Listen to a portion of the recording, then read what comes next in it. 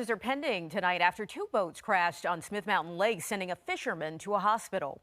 Wildlife officials say 3 adults and 3 kids were on a motorboat near the Blackwater River last night when they ran around a turn, hitting a fishing boat. 10 News reporter Lindsay Kennett is live at the lake tonight with important safety reminders for boaters ahead of a busy holiday weekend. Lindsay. With Memorial Day right around the corner, safety experts say this crash is a reminder for boaters to be responsible out on the water. A day on the lake can take a dangerous turn if you're not careful.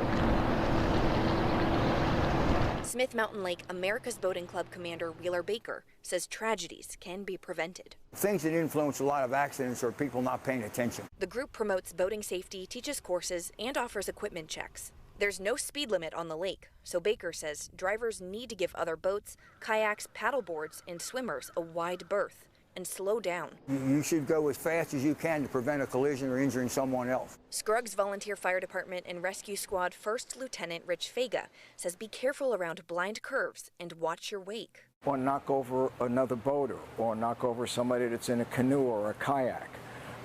You could disrupt somebody using a sailboat. Drivers should never drink and be aware of boater fatigue. You got the sun and the wind and your boat's bouncing around. Maybe you're giving a little stress because you're nervous driving your boat. Make sure everyone wears Coast Guard approved life jackets that fit properly. If they would have been wearing their life jackets, it's a good possibility that those individuals would still be alive today. Baker wants everyone to soak up the sun and enjoy summer on the lake.